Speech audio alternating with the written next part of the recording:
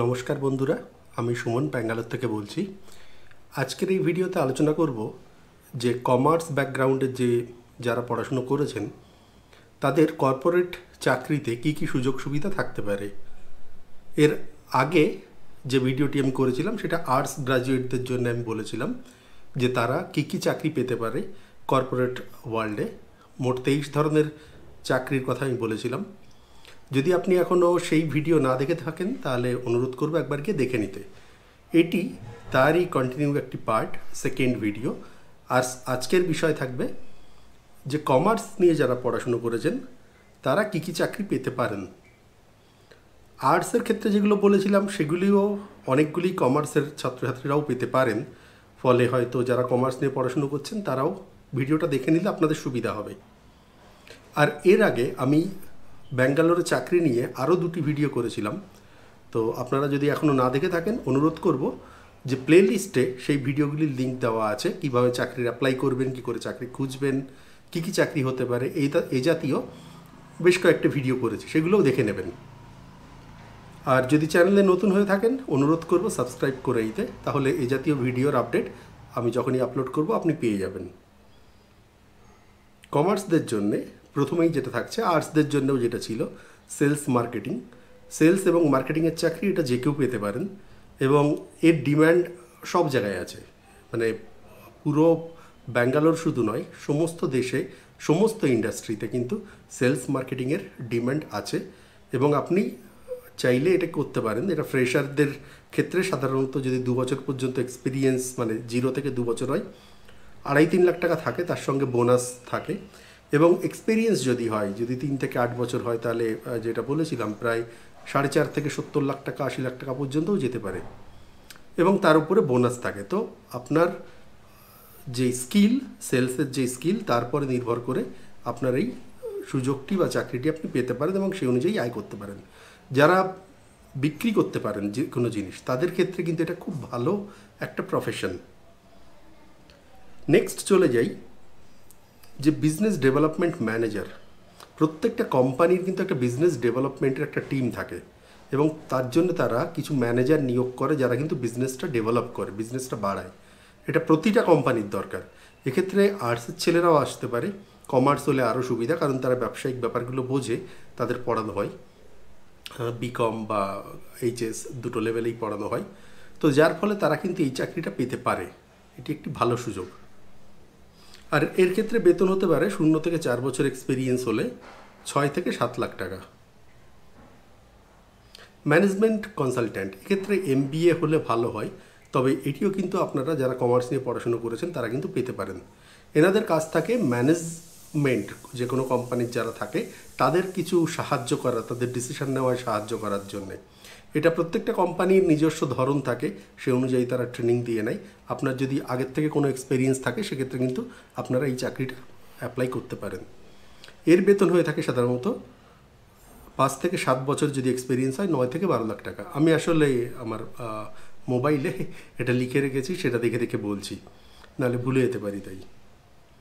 এরপরে যেটা থাকছে, অ্যাকাউন্ট্যান্ট যারা হয় প্রত্যেকটা কোম্পানির ক্ষেত্রে দরকার হয় এবং এই অ্যাকাউন্টেন্সি নিয়ে যারা পড়েন, কমার্স নিয়ে যারা পড়েন, তারা কিন্তু এই জাতীয় কাজগুলি তাদের পাঠ্যক্রমের মধ্যেই থাকে, এইচএস এবং গ্র্যাজুয়েশন দুটো ক্ষেত্রেই। তো এক্ষেত্রে চাকরি হতে পারে অ্যাকাউন্ট্যান্ট হতে পারে, অডিটর হতে পারে, ট্যাক্স ম্যানেজার হতে পারে। সিএ যদি করা থাকে তাহলে তো খুবই ভালো, অথবা MBA ফিনান্স নিয়েও যদি আপনি পড়াশুনো করে থাকেন তাহলেও কিন্তু এই চাকরির অ্যাপ্লাইগুলি করতে পারেন এবং এর ক্ষেত্রে ভালো বেতন হয়। 5 বছর যদি এক্সপিরিয়েন্স হয় এখনকার রেটে মোটামুটি 12 লাখ টাকা, মানে মাসে 1 লাখ টাকা বেতন পেয়ে যাবেন। আর যদি 8 থেকে 12 বছর এক্সপিরিয়েন্স থাকে সেক্ষেত্রে 25 থেকে 40 লাখ টাকা কিন্তু হতে পারে। এরপর আপনি যদি খুবই ভালো কাজ করতে পারেন সেক্ষেত্রে নিজের থেকেও কাজ করে আরও কিছু আয় করতেই পারেন। তো এটা কিন্তু একটা খুব ভালো একটা পজিশন এবং সমস্ত বড় কোম্পানিতে কিন্তু এই জাতীয় কাজের দরকার হয়। অ্যাকাউন্ট্যান্ট, অডিটর আর ট্যাক্স ম্যানেজার, এই 3টে প্রোফাইলে লোক নেওয়া হয়। প্রতিটা কোম্পানির ট্যাক্স ফাইলিংয়ের জন্য কিন্তু এই জিনিসের দরকার হয়। আর এর সাথে যদি আপনি কোনো বড় কোম্পানিতে কাজ করে ফেলেন, অর্থাৎ ধরুন HSBC, EY, এই জাতীয় কোম্পানিগুলিতে, তাহলে কিন্তু আপনার কাজের সুযোগ, কাজের অফার অনেক বেড়ে যাবে।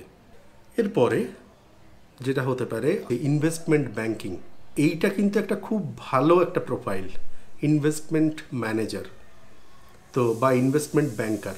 তো এই কাজগুলি হয় মানে সমস্ত ইনভেস্টমেন্ট ব্যাংক যেগুলি আছে ব্যাঙ্গালোরে প্রচুর অফিস আছে এরকম, যেমন ধরুন HSBC, E and Y, JP Morgan, Citi, KPMG, এই টাইপের কোম্পানিগুলি খুবই বড় কোম্পানি, খুব বড় এমএনসি, এবং তারা কিন্তু এই জাতীয় লোক প্রচুর নেয়। আপনারা যদি সিএ বা এমবিএ থাকে বা বিকমও যদি থাকে আপনাদের, এই চাকরিগুলির চেষ্টা করতে পারেন। এই রকম টপ লেভেলের কোম্পানিতে যদি আপনার একবার এক্সপিরিয়েন্স হয়ে যায়, সে ডিরেক্ট পেরলেও হতে পারে বা যে সমস্ত ভেন্ডার কোম্পানি এখানটায় লোক পাঠায় সেখান থেকেও হতে পারে। এটা যদি হয়ে যায় তাহলে কিন্তু আপনার কেরিয়ার বলতে পারেন সেট হয়ে গেল। এই জাতীয় কাজে কিন্তু বেশ ভালো বেতন দেয়। যদি 4 বছর এক্সপিরিয়েন্স হয় 6 লাখ টাকা 7 লাখ টাকা বেতন দিয়ে দেয় ব্যাঙ্গালোরে। তো এটি কিন্তু একটা খুব ভালো প্রোফাইল। আপনারা যদি কমার্স করে থাকেন, বিকম যদি করে থাকেন, এই জাতীয় চাকরির অ্যাপ্লাই কিন্তু করতে পারেন। এর সঙ্গে আপনাকে একটু এক্সেলটা শিখতে হবে। এক্সেল কমার্সে সবসময়ই দরকার হয়। তো এক্সেলটা আপনাকে শিখে নিতে হবে, বা অন্য কোনো যদি অ্যাকাউন্টিং সফটওয়্যার জানেন সেটা শিখে নিতে পারেন, তাহলে কিন্তু এই চাকরিগুলি আপনি পেতে পারেন। এরপরে যেটি 6 নম্বরে, সেটি হলো ফাইন্যান্সিয়াল অ্যানালিস্ট।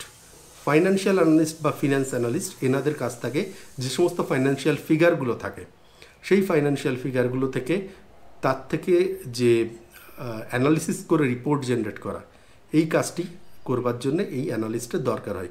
সমস্ত কোম্পানির যারা ম্যানেজার হয়, টপ লেভেল ম্যানেজার, তারা ডিসিশন নেওয়ার জন্য কিন্তু এই ফাইন্যান্সিয়াল ডেটা অ্যানালিসিস করা লাগে, এবং এই কাজে এই সমস্ত ফাইন্যান্সিয়াল অ্যানালিস্টরা সাহায্য করে। সমস্ত বড় কোম্পানিতে এই পোস্ট কিন্তু থাকে, এবং এরা কিন্তু ভালো বেতন দেয়। এনাদের ক্ষেত্রে বেতন যেটা হয়ে থাকে, 4 বছর এক্সপিরিয়েন্স হলে 6 লাখ।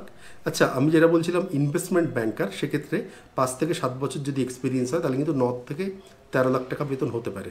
9 থেকে 13 লাখ মানে 10 বছর এক্সপিরিয়েন্স হয়ে গেলে আপনাদের মাসে 1 লাখ টাকার উপরে। এরপরে থাকছে এটা ফাইন্যান্সিয়াল কনসালট্যান্ট। এটি আইটিতে দরকার হয়। কিছু কিছু কাজ করে, মানে আমরা যখন আইটিতে কাজ করি তখন সমস্ত কোম্পানিরই আইটি যখন সফটওয়্যারের কাজ হয়, বিশেষ করে এসএপি বা ইআরপির ক্ষেত্রে, তখন এসএপি ফিকো বলে একটা মডিউল হয়। তো এটা যারা ফাইন্যান্সিয়াল ব্যাকগ্রাউন্ডের তারা কিন্তু এই কাজটা খুব ভালোভাবে করতে পারে। ফিকোটা হলো এদের ফাংশনাল অ্যাকাউন্ট, ফাংশনাল প্রোফাইল বলে। এরা বিজনেসটা বোঝে বা কাজ কী করে হয় ব্যবসায় সেটা বোঝে, এবং এরা হেল্প করে যে কোনো কোম্পানিকে তার বিজনেসটাকে চালু রাখার জন্য বা বিজনেসের বিভিন্ন রকম অ্যানালিসিস করবার জন্য। এবং এটা সফটওয়্যার, এসএপি সফটওয়্যার একটা আছে, এরকম আরও অন্যান্য কোম্পানির সফটওয়্যার আছে। আপনারা যদি অ্যাকাউন্টেন্সির সঙ্গে এই জাতীয় সফটওয়্যারটা করে দেন কোনো জায়গা থেকে ট্রেনিং, এসএপি ফিকো যেটা মার্কেটে খুব ডিম্যান্ড থাকে, এই জাতীয় আরও কয়েকটা সফটওয়্যার আছে, আপনারা এর কোনোটা যদি করে দেন তাহলে কিন্তু আইটিতে আপনারা চাকরি পেয়ে যেতে পারেন, পেয়ে যাবেন মোটামুটি, যদি চেষ্টা করেন। একটু কম্পিউটারের জ্ঞান থাকে, অ্যাকাউন্টেন্সি ব্যাকগ্রাউন্ড, এসএপি ফিকো করা আছে, তাহলে কিন্তু চাকরি পাওয়া যায় এবং ভালো বেতনের চাকরি পাওয়া যায়।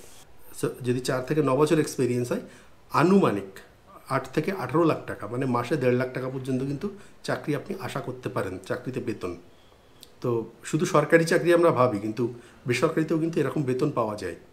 মানে আপনার 10 বছর মতো 8-9 বছর যদি আপনি চাকরি করে থাকেন, তাহলে 18 লাখ টাকা আপনি বেতন আশা করতে পারেন আজকের বাজারে ব্যাঙ্গালোরে, অর্থাৎ মাসে 1.5 লাখ।